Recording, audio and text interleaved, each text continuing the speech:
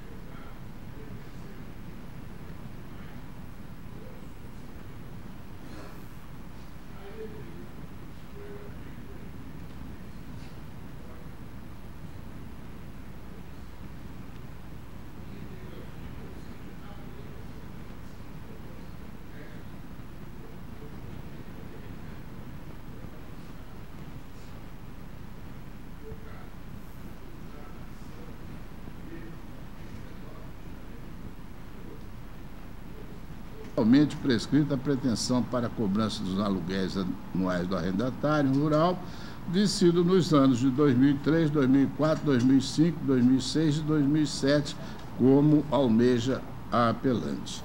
Nesse sentido, a jurisprudência do Rio Grande do Sul é a seguinte: é de 3 anos o prazo prescricional para a realização de crédito decorrente de contratamento de arrendamento rural, e assim lá vai também.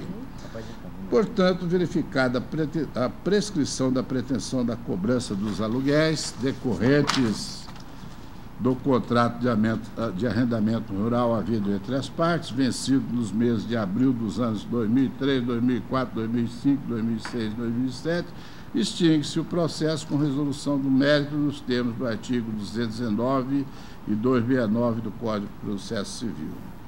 De outro norte, no que concerne a alegação de exorbitância do valor em que foram habilitados honorários advocatícios, razão parcial assiste a apelante. Julgada improcedente a ação de cobrança, não sendo causa de pequeno valor, nem de inestimável, os honorários advocatícios devem ser fixados consoante a apreciação equitativa do julgador nos termos do parágrafo 4º, artigo 20 do Código de Processo Civil, observadas as normas da linha 3ª do mesmo dispositivo. No entanto, atento ao valor considerável da causa, ao grau de zelo profissional, lugar da prestação do serviço, a natureza e a importância da causa, o trabalho realizado pelo advogado e o tempo exigido para o seu serviço, entendo que o valor dos honorários advocatícios arbitrado em 20% sobre o valor da causa afigura-se proporcional e razoável para remunerar condignamente os serviços prestados pelo patrono. E trago também jurisprudência deste sentido. Assim, verificada a prescrição da pretensão de cobrança dos aluguéis e a proporcionalidade e a razoabilidade dos honorários arbitrados com observância das normas aplicadas, tem-se que a manutenção do feito com resolução do mérito é medida que se impõe. Com essas considerações, nego provimento ao presente recurso de apelação. É como estou votando, senhor presidente. Eu estou de acordo. E Vossa Excelência, desembargadora? Só uma pergunta, desembargadora Dilson. Sim. Vossa Excelência julgou pela aplicação do Código Civil em 2002, aquelas disposições transitórias da prescrição em prazo mais curto? Isso. Acompanho, Vossa Excelência. Proclamo o resultado. À unanimidade, negaram o provimento do recurso nos termos do voto do relator. Anuncio também o adiamento do 1 e 2 da pauta, porque Sua Excelência, o desembargador João, estava presente quando o desembargador Adilson proferiu o voto e eu pedi vista. Desembargador Adilson, 22 da pauta, agravo de instrumento. É isso mesmo, né? Não é só preferência, não é agravo. É certo?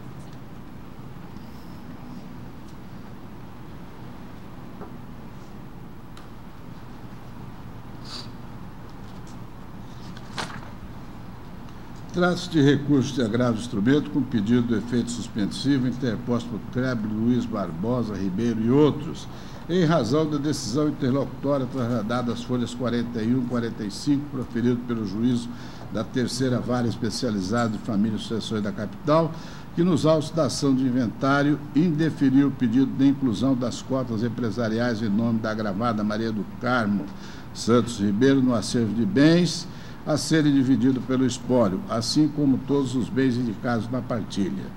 Em suas razões recursais, os agravantes sustentam o desacerto da decisão, embasando-se na principal assertiva, de que, em decorrência da morte de seu genitor no ano de 2008, todos os bens de sua titularidade foram transferidos imediatamente aos herdeiros, razão pela qual deve obrigatoriamente ser partilhado. Neste contexto, defende que a decisão é carente de fundamentação na medida em que exclui os bens descritos na inicial do espólio de cujo, os quais deveriam ser partilhados na proporção de 50% fato que, sob essa ótica, torna inexequível a continuidade do inventário de acordo com o previsto na escritura pública de declaração.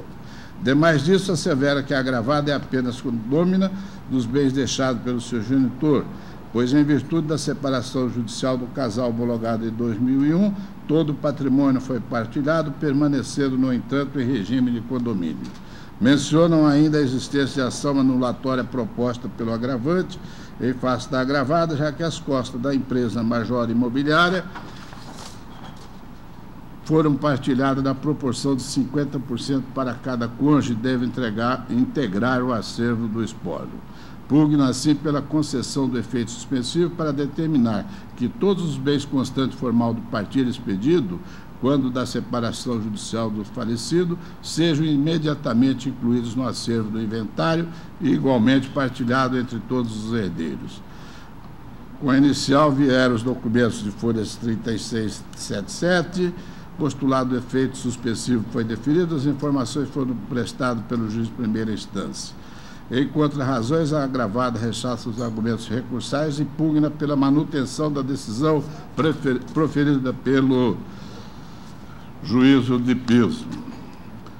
Egrégia Câmara, o cerne recursal cinge-se ao inconformismo dos agravantes contra a decisão proferida pelo magistrado Acó, que indeferiu a inclusão de todas as cotas empresariais pertencentes à agravada no acervo de bens a serem partilhados pelo espólio. Antes de adentrar na questão meritória propriamente dita, convém contextualizar a questão em apreço. Ressai da leitura da peça inaugural que a agravada, Maria do Carmo, foi casado durante 30 anos com Filogônio Teodoro sob o regime de comunhão universal de bem. Da união advieram 4 filhos, Rosa Maria, Mariela, Júlio Vitor e Isabela Santos Ribeiro. Afora os filhos comuns, o senhor Filogônio reconheceu a paternidade de mais 4 filhos por meio de ações de investigação de paternidade, Kleber Frank, Jane e Glebe Maria de Barro Tax. No ano de 1999, houve a ruptura da vida conjugal e no ano de 2000, após a separação judicial, fora firmada a escritura pública em que o casal declarou os bens constantes do patrimônio comum, assim como houve a divisão no percentual de 50% para cada, especificando no mesmo ato quais os bens caberiam a cada cônjuge. Outorgou ainda a agravada, através de escritura pública acostada às folhas 135, procuração por instrumento público, na qual lhe conferiu poderes para efetivar a transferência dos bens referentes à sua cota, parte resultante da partilha. Em 2008, após a morte do senhor Filogônio, foi aberto o inventário e a pretensão do agravante, senhor Kleber Barbosa e demais herdeiros reconhecidos no processo de investigação de paternidade, consubstancia-se em ver incluído no acervo dos bens a serem partilhados pelo espólio os relacionados da escritura pública, quais sejam 50% das cotas e bens pertencentes a Maria dos Santos Ribeiro. Para tanto, alegam que a escritura pública lavrada para a separação do bem não possui validade constitutiva e transativa do direito, bem como não está apta a transferir a propriedade para o nome da agravada, devendo tais atos serem anulados.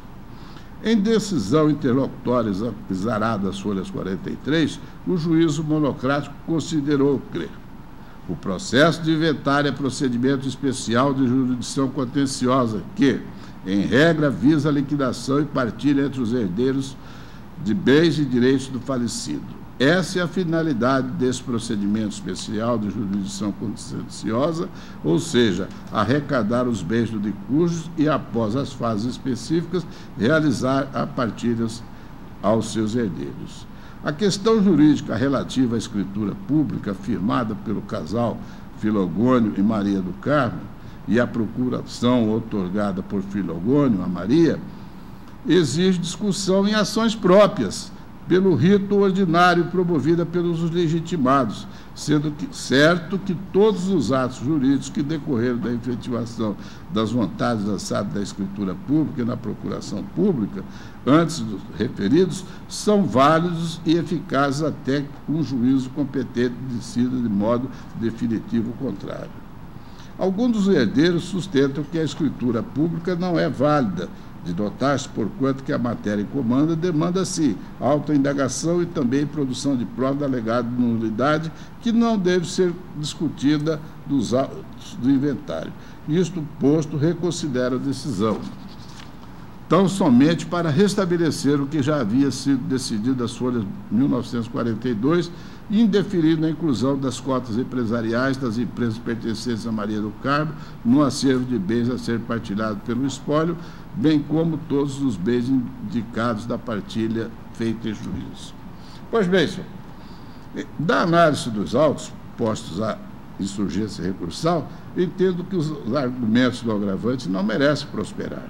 Isto porque qualquer requisitação da parte agravante acerca da validade da escritura outorgada pelo decurso em favor da agravada, ou mesmo quanto à partilha dos bens realizada quanto da separação judicial do casal e homologado em 2000, deveriam ser realizadas em procedimento autônomo, porquanto incabível na ação do inventário.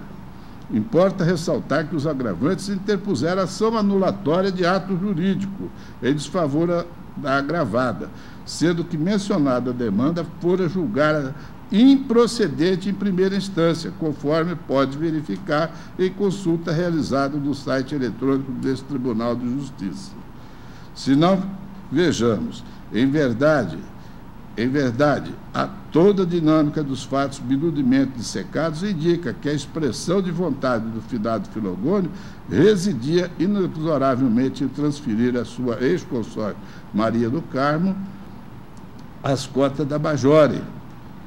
E tanto assim foi que ele sobreviveu mais de 6 anos à alteração do contrato social da empresa e não se tem notícia de que tenha movido sequer uma palha para desfazer o ato de transferência de tais cotas promovido junto a Juscemate pela Maria do Carmo.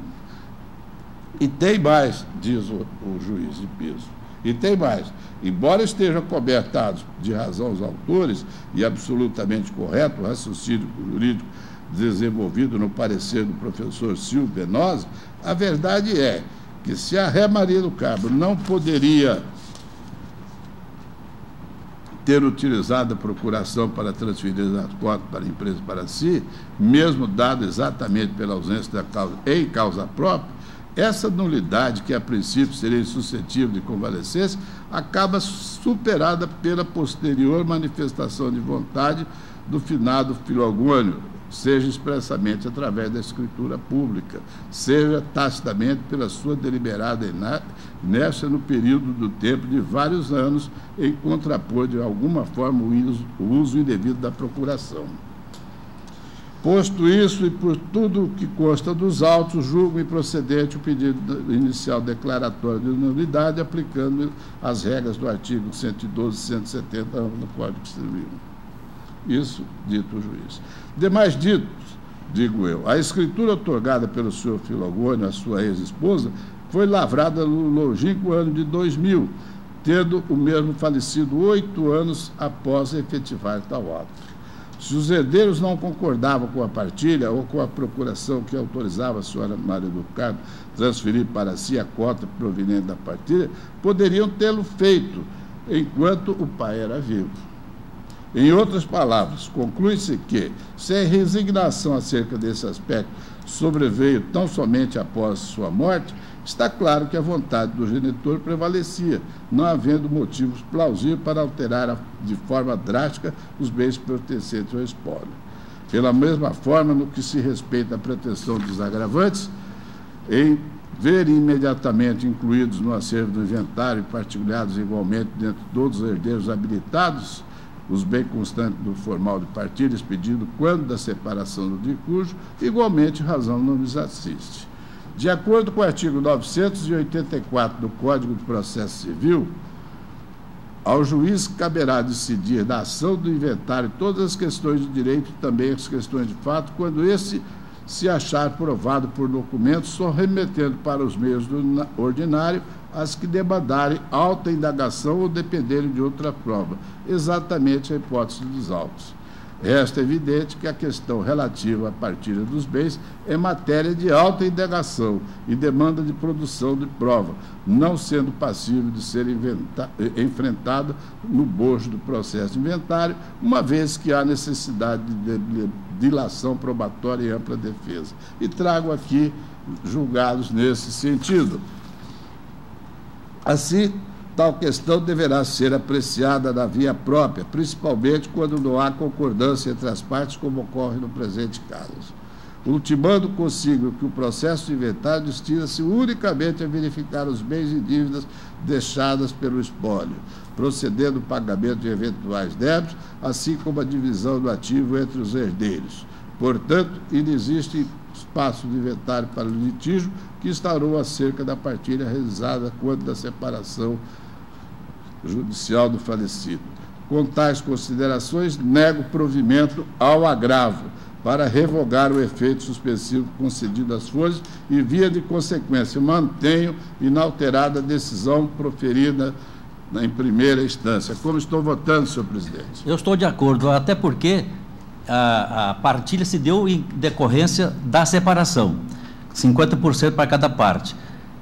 Ainda que tivesse que ser impugnado algum daqueles itens, deveria ser-lo no momento oportuno. Então, eu estou de acordo com Vossa Excelência. Vossa Excelência? Parece-me que a discussão aí girou em torno da possibilidade de se tratar de um ato nulo, salvo o melhor juízo. Era isso que eu estava... Porque parece-me que a pessoa que recebeu a outorga transferiu, em tese, para o seu nome as cotas, no caso aqui. Mas eu entendo que, não obstante esse fato, nós não estamos diante do fato nulo, porém, poderia ser anulável frente à combinação do 169 com o 170 do Código Civil. E assim sendo, o juiz, inclusive, de piso faz referência a isso, quando também trata da possibilidade da efetividade da transferência dessas ações. E ainda vai mais longe o juiz de piso quando fala do suposto filho de confiança de Filogônio, senhor Klebe Luiz, que não logrou convencer o Filogônio durante 6 anos, que ainda sobreviveu após a outorga desta escritura, a torná-la nula, sendo assim, na visão dele, mais um motivo que aplicar o 170, ou seja, para robustecer os atos e torná-lo efetivo. E, diante desse quadro, eu acompanho o eminente relator, sem dúvida nenhuma. Proclamo o resultado. A unanimidade negaram por vento o recurso dos termos do voto do relator. Continua com a palavra, desembargador Adilson, o 11 da pauta. É agravo também de instrumento.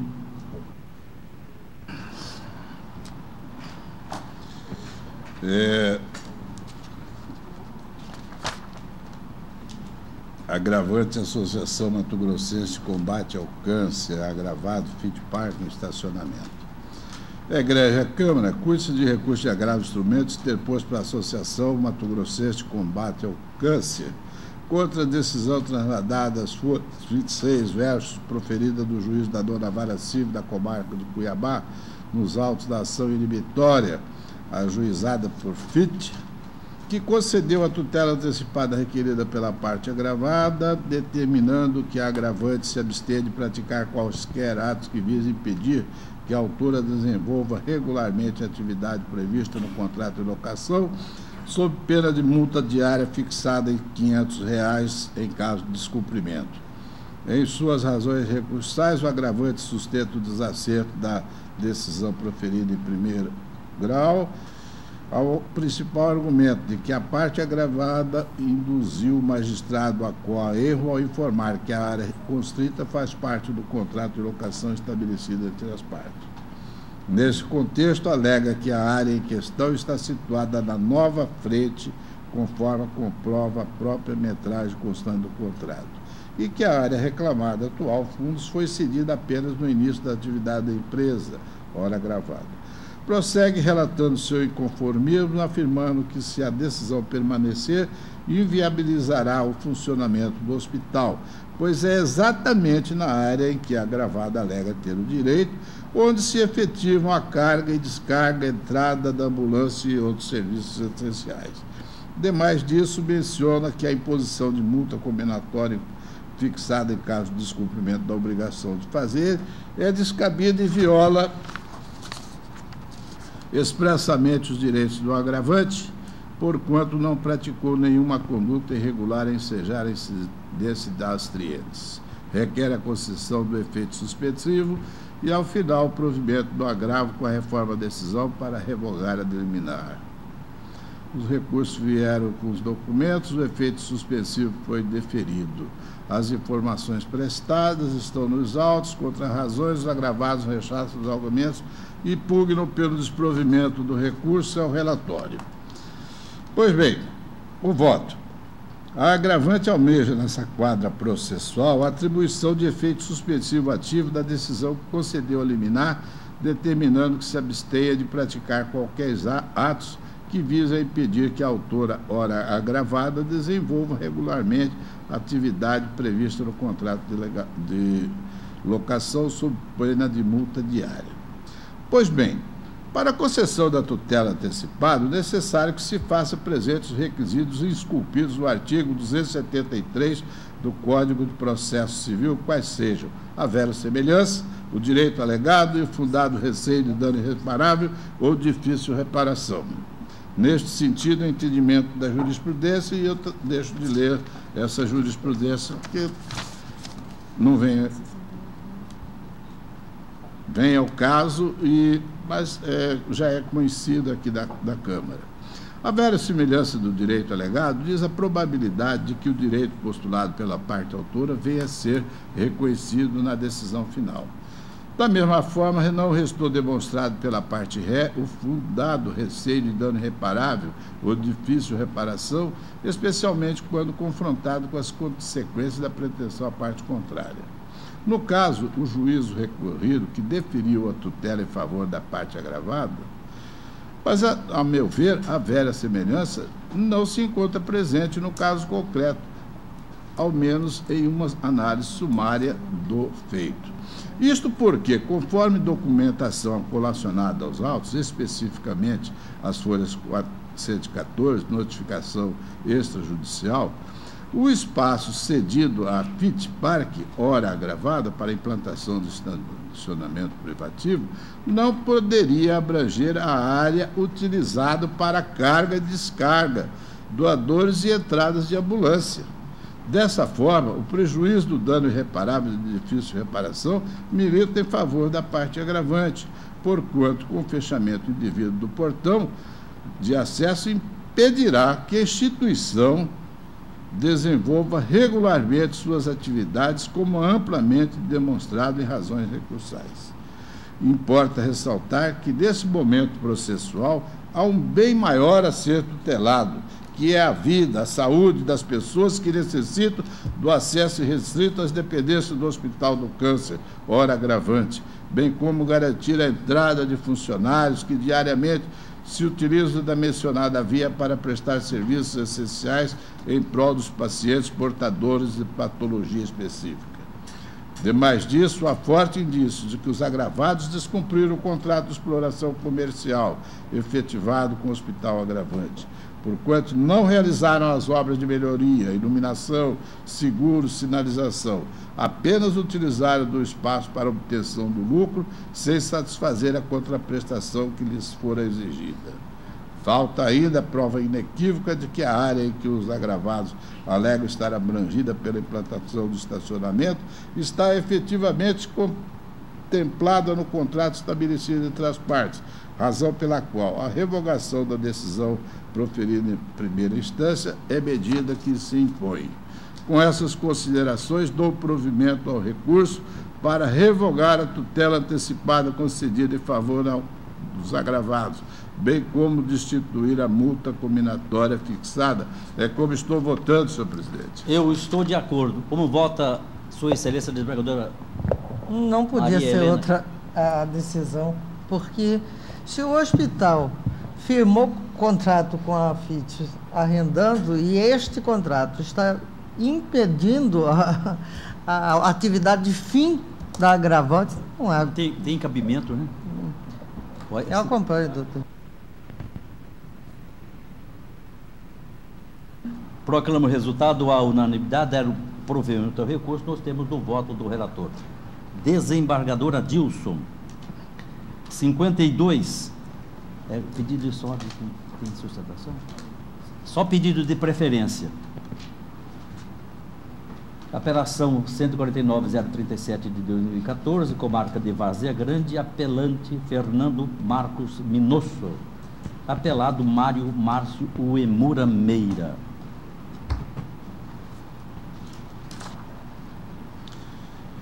Recurso de apelação interposto Fernando Marcos Minosso contra a sentença proferida pelo juiz da segunda vara da comarca de Várzea Grande, os autos de interdito proibitório, ajuizado desfavor dos apelados Mário Márcio Uemura Meira e outros, que julgou improcedente o pedido formulado da petição inicial e procedente o pedido contraposto para reintegrar os réus na posse do imóvel objeto da demanda, condenando o autor ao pagamento das custas e honorários advocatícios fixados em 6.000 nos termos do artigo 20.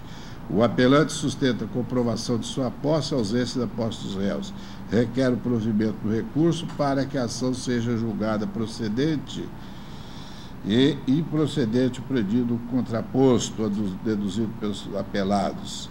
Em contra-razões, os apelados pugnam pelo desprovimento do recurso ao relatório e o voto está vazado nos seguintes termos. Conforme relatado, o apelante se insurge contra a sentença proferida pelo juízo singular que julgou improcedente o pedido formulado em sua petição inicial e procedente o pedido contraposto, deduzido pelos apelados em contestação e culminou com a condenação em custas processuais e honorários advocatícios. A questão está consubstanciada na discussão em torno de quem é o real proprietário possuidor da área de 16.758 metros quadrados, denominada Capão do Piqui, matrícula número 655, do primeiro serviço notorial de Várzea Grande. Pois bem, o artigo 932 do Código de Processo Civil dispõe que o possuidor de direito e tal deixa de lei. O artigo 927 incumbe o autor provar sua posse. Portanto, além do receio de ser molestado da posse, o autor deve provar todos os requisitos estabelecidos nos incisos acima transcritos. A respeito do Instituto, trago aqui a lição de Humberto Teodoro Júnior, que eu os pouco da leitura, e também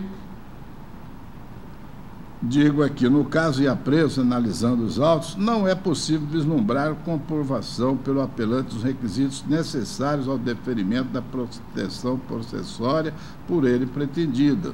E aqui transcrevo a sentença, parte da sentença do juiz sentenciante,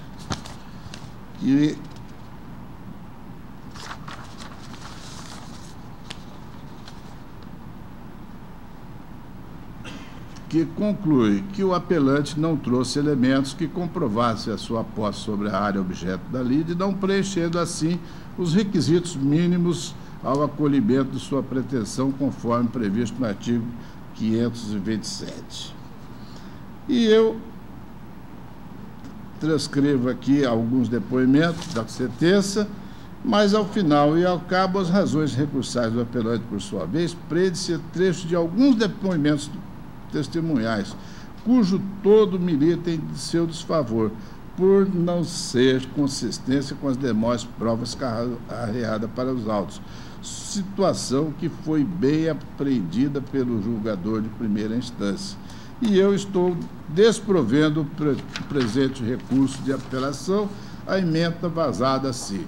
Apelação civil, interdito proibitório, posse não comprovada, pedido contraposto de proteção processória, requisitos, preenchimentos, recurso desprovido. É imperioso que o autor da ação do interdito proibitório delimite corretamente a área apontada como alvo do esbulho ou turbação, pois é sobre essa que recai o ônus de preencher os requisitos do artigo 927 e 32 do Código de Processo Civil. é como estou votando. Eu estou de acordo com Vossa Excelência, com o voto da desembargadora.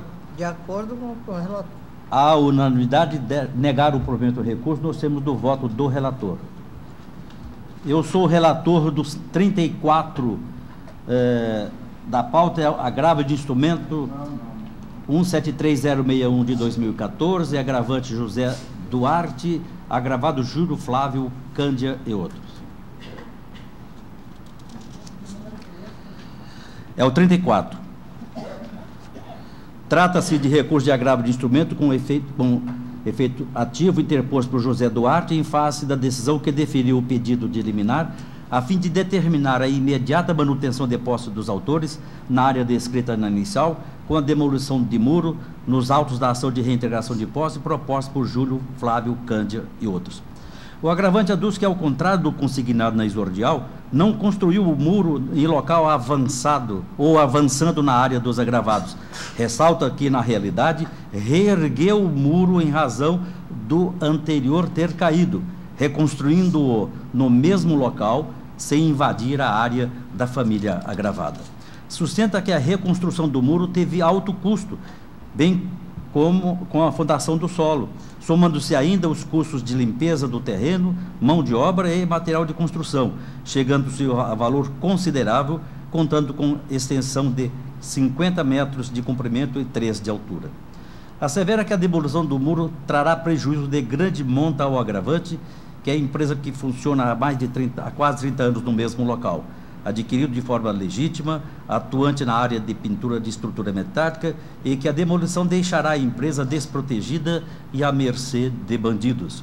Ressalta que o artigo 804 do CPC estabelece a prestação de caução em ações possessórias antes de deferir liminar, quando a situação apresenta risco de prejuízo financeiro a uma das partes, ou que não ocorreu na espécie, deve ser determinada aos agravados a prestação de caução. Com essas considerações, requer a concessão de antecipação de tutela recursal para que a decisão agravada seja suspensa até o julgamento do presente recurso ou, alternativamente, a prestação de caução pelos agravados em valor correspondente aos gastos com a construção do muro. No mérito, requer a reforma da decisão agravada e a confirmação da liminar. O efeito suspensivo foi concedido às folhas. As informações não foram prestadas pelo magistrado da COR, conforme certidão de folhas. Na contraminuta, o agravado argui a preliminar de perda do objeto, em razão do cumprimento da decisão agravada, com a demolição do muro antes da interposição do presente recurso, e o desprovimento do recurso e a manutenção da decisão agravada é o relatório. Eu passo ao voto preliminar, perda de objeto. Egregia Câmara, os agravados alegaram a perda de objeto do presente recurso de agravo do instrumento em razão da demolição do muro. Entretanto, não se verifica a perda do objeto, pois que a decisão agravada deferiu a manutenção de posse da área supostamente turbada. Assim, em que pese já demolido o muro na área objeto da liminar, a manutenção da posse permanece e bem assim a pretensão do agravante. Ante o exposto, rejeito a preliminar arguida. Como vota o desembargador, a desembargadora Maria Helena? Passo, então, à análise do mérito. Egregia Câmara, o agravante insurge-se contra a decisão que deferiu a liminar na ação de reintegração de posse, determinando a demolição de muro, ao argumento de que o muro foi reconstruído na sua propriedade. Necessário consignar que a análise se restringe à coerência da decisão impugnada dentro do contexto e fase processual em que ela foi proferida. As demais questões atinentes ao mérito não serão analisadas, sob pena de supressão de instância e desobediência ao princípio do duplo grau de jurisdição. A decisão agravada foi deferida após a realização de audiência de justificação prévia, restando assim fundamentada. Aspas, no presente caso, ao menos sumariamente, restou cabalmente demonstrado o exercício da posse dos autores através dos depoimentos colhidos em audiência de justificação e acervo fotográfico trazido aos autos, deixando claro que os autores sempre exerceram a posse mansa, pacífica e longeva sobre o imóvel subjúdice, bem como mantinham o terreno devidamente limpo e cercado em suas laterais. Transposto o primeiro requisito, remetemos para análise do inciso 2, no que se refere à turbação ou o esbulho praticado pelo réu, em conjunto com o inciso 3, da data da turbação ou do esbulho. O conceito de turbação seria a perturbação da posse, o que poderíamos entender por perda parcial da posse ou poderes inerentes à posse, ou seja, um fato injusto ou abusivo pelo qual resulta ferindo direito alheio, impedindo ou tentando impedir o livre exercício desses. Em resumo, é todo ato que atrapalha o livre exercício da posse. No tocante, encontra-se devidamente demonstrado que os autores foram turbados na sua posse, eis que as testemunhas foram unânimes em afirmar que o muro construído pelo requerido avançou em parte do imóvel, bem como começou a ser feito neste ano.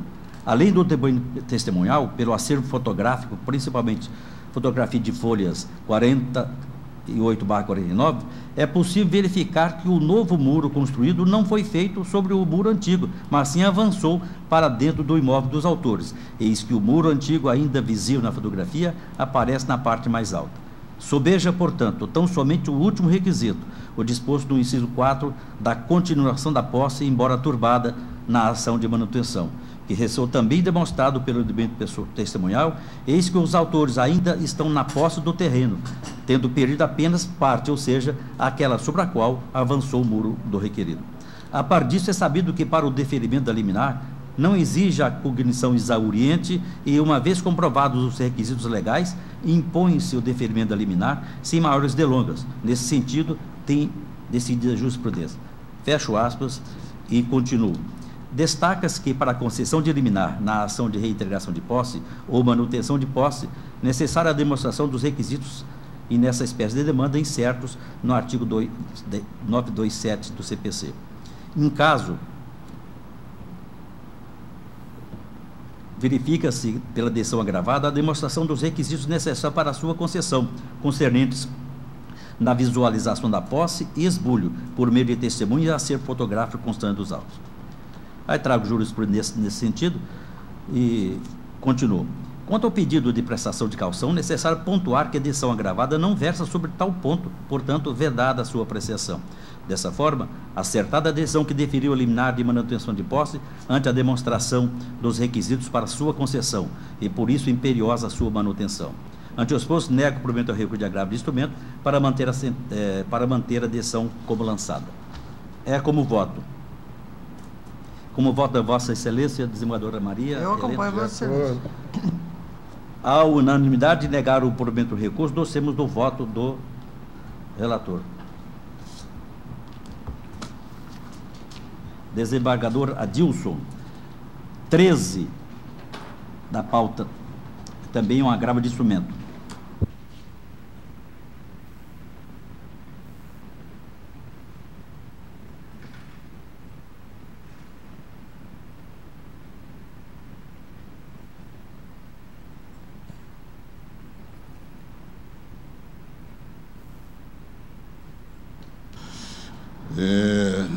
Agravo de instrumento, interposto por Amarildo Andrade do Amaral, contra decisão proferida no juízo da Vara Especializada de Direito Agrário, que nos autos da ação de reintegração de posse, ajuizada pelo agravado Luiz Alves Correia Filho, deferiu a liminar de reintegração de posse em favor do autor da área de escrita inicial. Em síntese, o agravante sustenta o desacerto da respeitável decisão proferida em primeira instância ao principal argumento de que o agravado nunca exerceu a posse na referida área, nem tampouco possui qualquer tipo de documento ou reconhecendo que referida propriedade lhe pertence. Desta feita, afirma que, se mantida a decisão, lhe causará danos irreparáveis ou de difícil reparação, já que exerce a posse mansa e passiva sobre o imóvel há mais de 19 anos.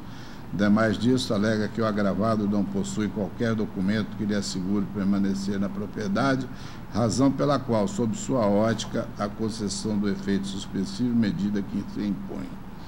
Neste contexto, assevera que, do momento processual em que se encontra a demanda, impossível aferir se o agravado é possuidor da área em discussão, principalmente pelo fato de que as propriedades se situam nas proximidades de Cuiabá e existe a possibilidade das terras estarem sobrepostas ou deslocadas. Requer a concessão do efeito suspensivo ativo ao agravo, a fim de que seja expedido contramandado de reintegração de posse em seu favor. Com as razões recursais vieram os documentos de folhas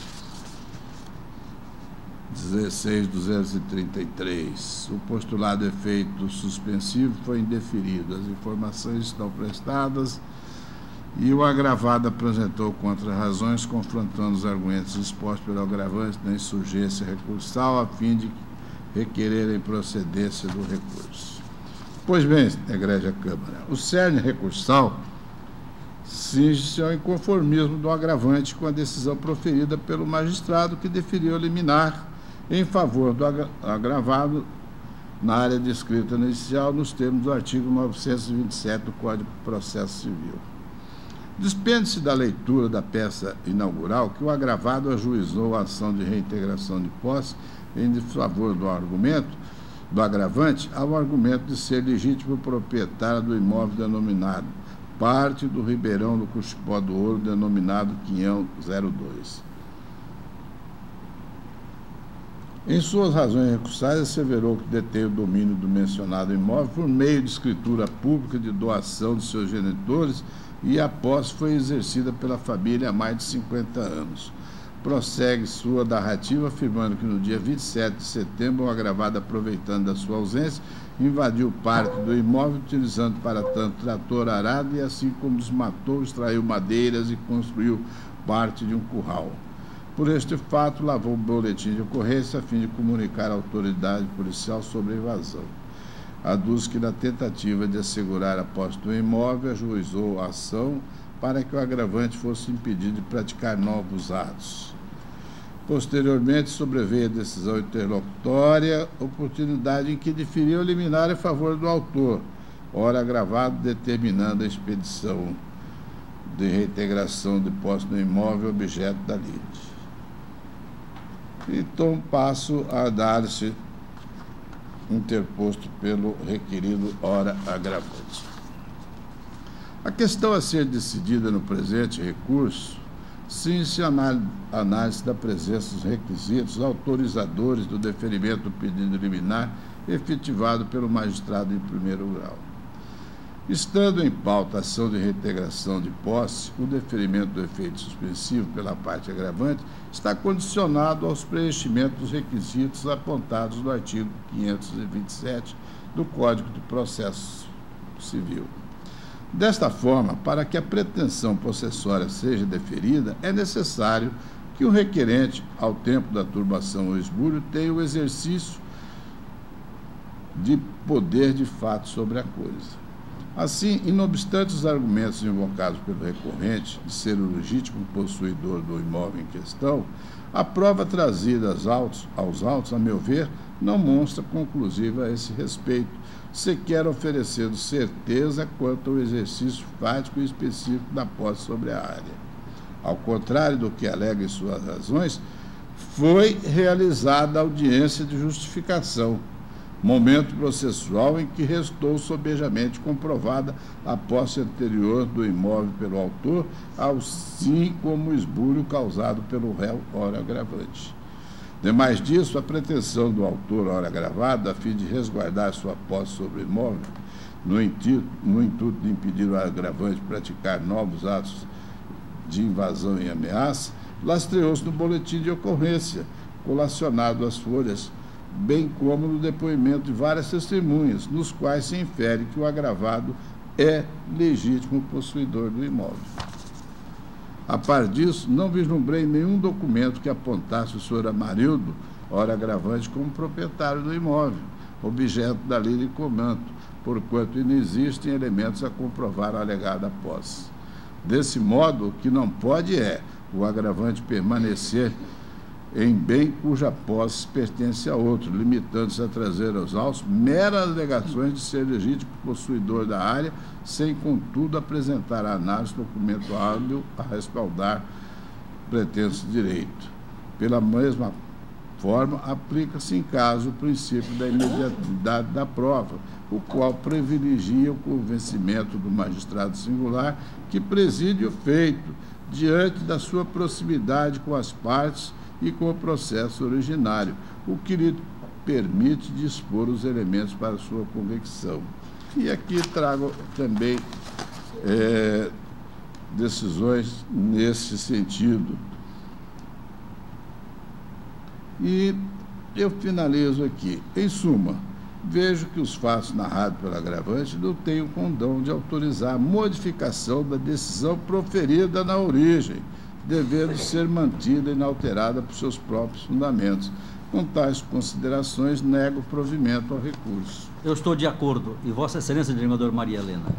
Senhor presidente e eminente relator, eu tenho bastante cuidado quando de apreciar questões dessa natureza, ainda mais quando o juiz de piso fez audiência de justificação. Porque, como disse o relator, está mais próximo da causa, está mais próximo, pode olhar nos olhos das partes, que a gente não faz, não tem como... Eu estou de pleno acordo com o eminente relator, eu apenas decotaria da decisão do eminente relator um trecho onde diz que reconheço que o agravado é o legítimo possuidor da área em litígio. Por quê? Porque parece-me que este é o cerne da questão e nós estaríamos em sede de agravo esgotando. Perfeito. Eu decotaria no meu voto apenas isso para dizer, em prima facie, tudo leva a crer que o agravado seja o possuidor da área, mas ela ainda está instruindo o agravo e assim é que eu voto, senhor. Vossa Excelência fará acata a sugestão? E muito então, bem aprendida a lição. Proclamo o resultado. À unanimidade, negar o provimento do recurso, nós temos do voto do relator. Desembargadora Dilson, ainda com Vossa Excelência... Aqui tem pedido só de preferência? Ambedue. A pedido só de preferência, o 50 da pauta. Senhor desembargador Adilson.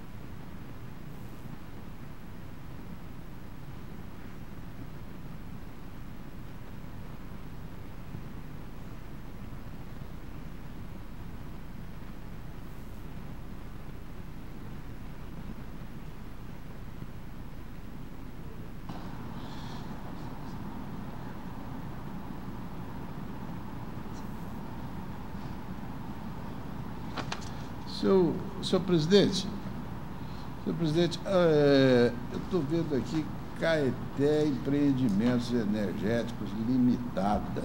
Banco da Amazônia. Banco da Amazônia. Eu agora estou aqui a lembrar qualquer coisa sobre energia que há 2 anos e pouco atrás arguíram minha suspeição. Faz parte desse grupo? Não sei se esse grupo aqui faz parte. Então, eu vou pedir a Vossa Excelência que, o adiamento desse voto, porque se esse grupo tiver implicado aquele, eu vou arguir minha suspeição. Adiado o julgamento, nem a conclusão, em face do pedido do relator. Mas continua Vossa Excelência com a palavra, agora são todos aqueles do MP. Os 10 da pauta, desembargador Adilson, e o parecer é pelo desprovimento. Vossa Excelência ratifica? Ratifica o parecer. Ratificado o parecer. O parecer está em que sentido? Desprovimento. Olha, eu estou acolhendo o parecer do Ministério Público e estou desprovendo o recurso e a ementa está vazada nos seguintes termos: agravo de instrumento, ação de obrigação de fazer, tutela antecipada, plano de saúde, internação home care, recurso desprovido. Eu estou de acordo. Eu estou de pleno acordo, até parece que ontem teve uma decisão nesse sentido do STJ, e parece-me que, não sei se recurso repetitivo ou não, mas no sentido de home care, exatamente no sentido de home care. Estou de pleno acordo. A unanimidade negaram o provimento do recurso, nós temos do voto do relator e em consonância com o parecer. 14 desembargadores Adilson, e o parecer é pelo provimento. E ratifica o parecer escrito. Ratificado.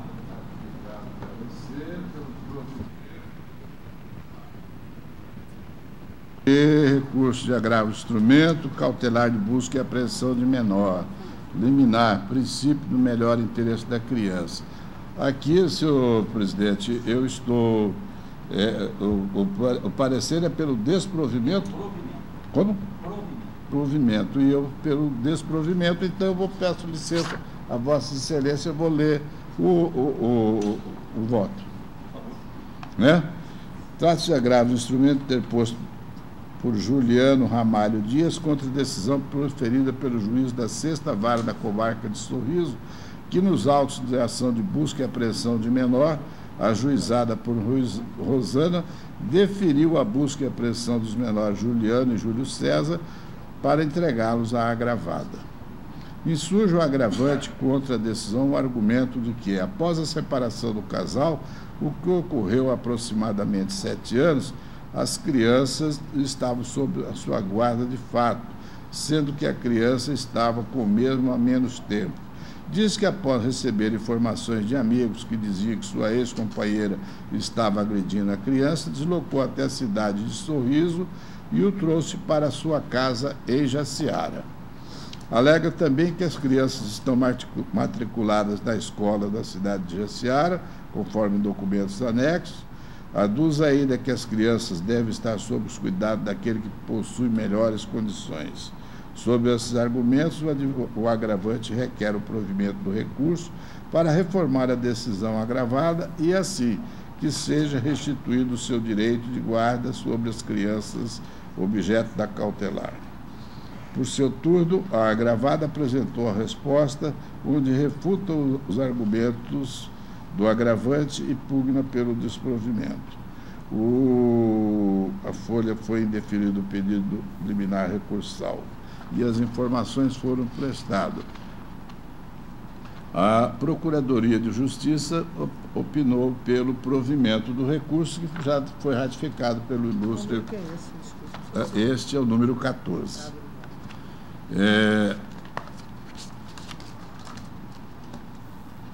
Egrégia à Câmara, presentes os pressupostos recursais da admissibilidade, conheço do recurso e passo a analisar as razões aduzidas. Inicialmente, para evitar tautologia e proximidade no presente voto, necessário faz compilar o seguinte acerto da decisão que indeferiu a liminar recursal.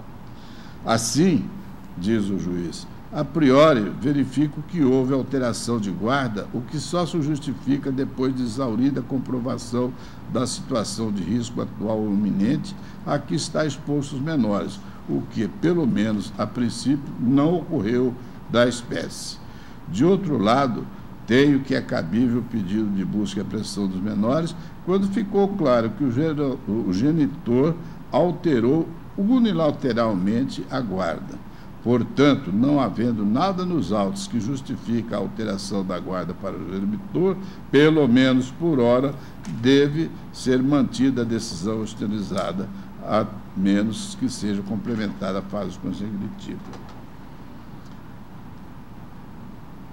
Sai dos autos que as partes tiveram um relacionamento do qual nasceram os menores, JC e JJ, com 7 e 3 anos de idade, respectivamente. Após a separação, o agravante passou a morar com seus pais em Jaciara e a agravada em Sorriso. No início de dezembro de 2013, as crianças foram para a casa do agravante com a autorização da agravada, momento em que aquele ajuizou a ação de regularização de guarda acumulado com alimentos contra esta, inscrita sob o Código X. Isto lá na comarca de Jaciara. A guarda provisória foi deferida ao genitor. Inconformada, a hora agravante apresentou em 28 de janeiro de 2014 medida cautelar de busca e apreensão em desfavor do hora agravante, na comarca de Sorriso. Ela lá obteve a liminar de busca e apreensão, que foi cumprida em 3 de fevereiro de 2014. Dessa decisão foi tirado o presente agravo do instrumento.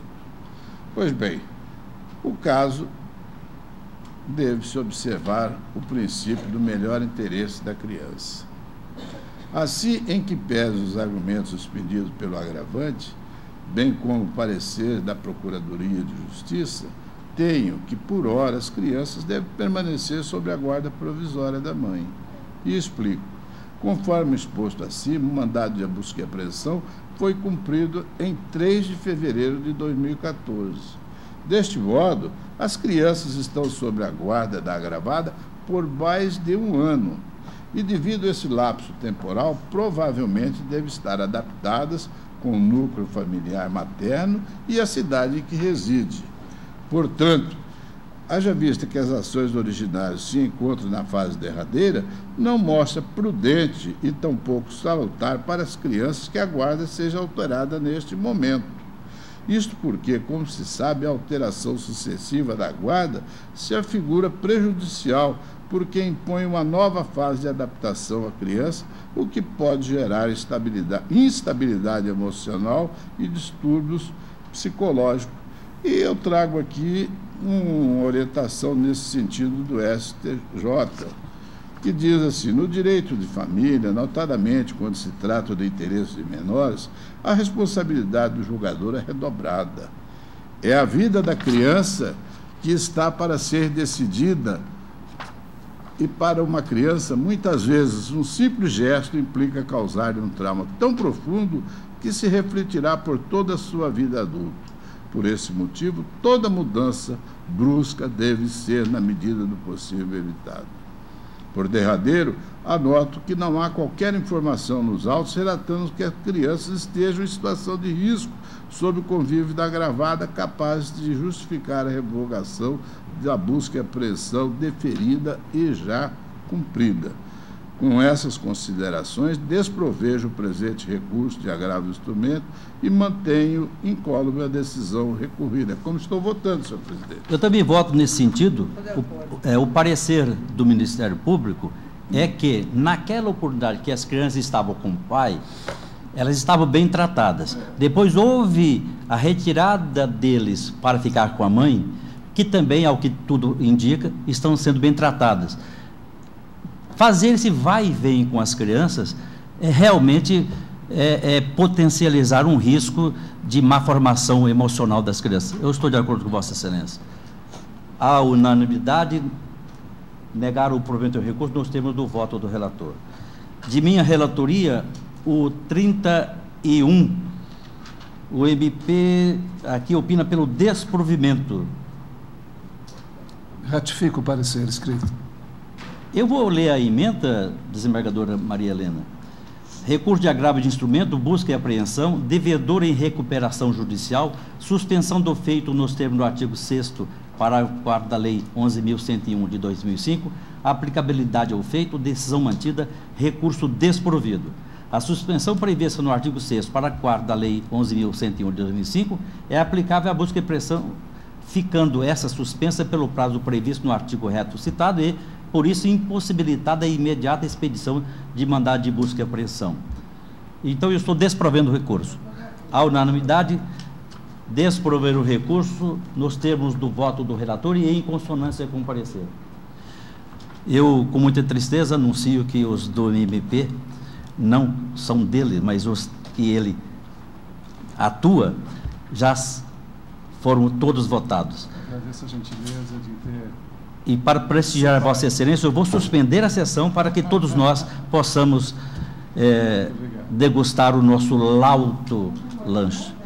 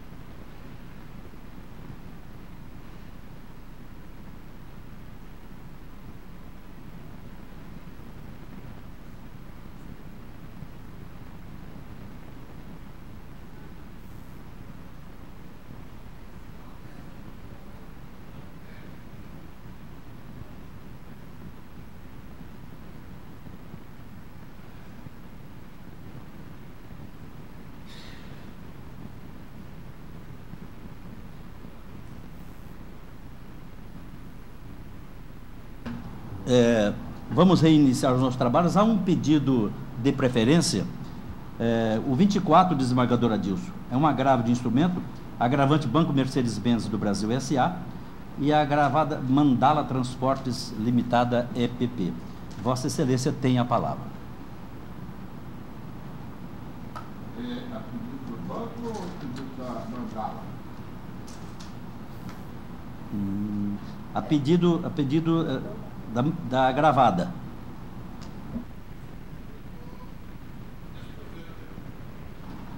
E eu também. A unanimidade de desprover o recurso, nós temos do voto do relator.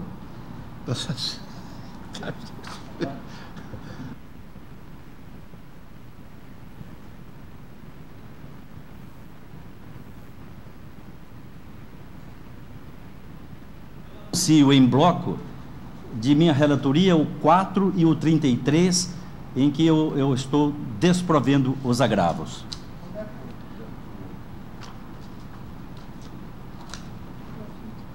Providos o 17, o 19 e o 30, também são agravos.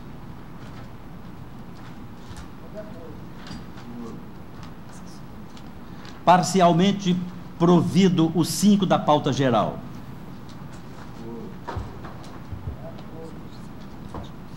Agora, de Sua Excelência, desembargador Adilson. Olha, eu que mandei, viu, trazer para vocês.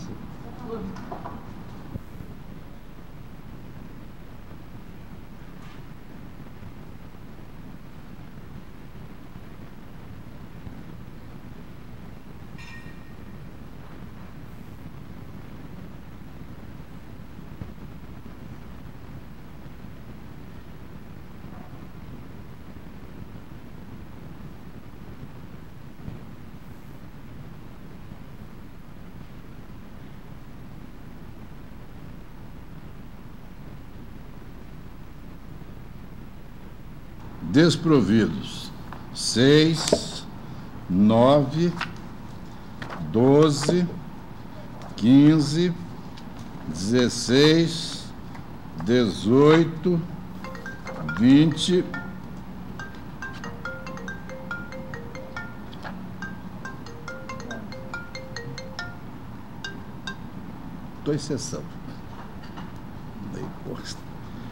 20, 25, 26, 29 e 35.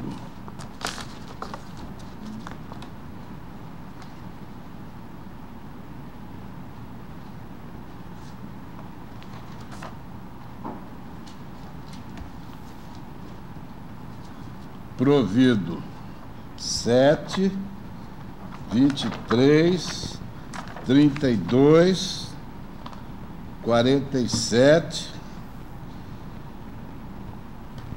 e desprovido aqui, aliás, desprovido também o 21, desprovido.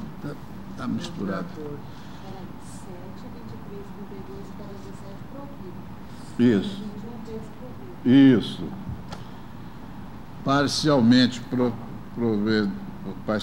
provido o 43, 44 e o 51. Terminou. Eu anuncio o adiamento do 3 da pauta complementar, embargo de declaração de minha relatoria.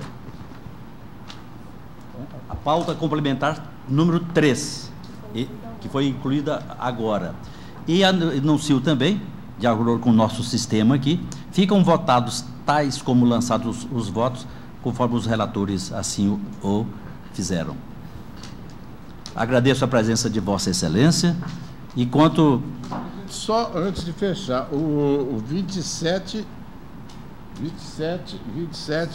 recurso não conhecido. Tá bom? Agradeço aos servidores pelo apoio indispensável e, com a graça de Deus, aqui estaremos na próxima terça-feira.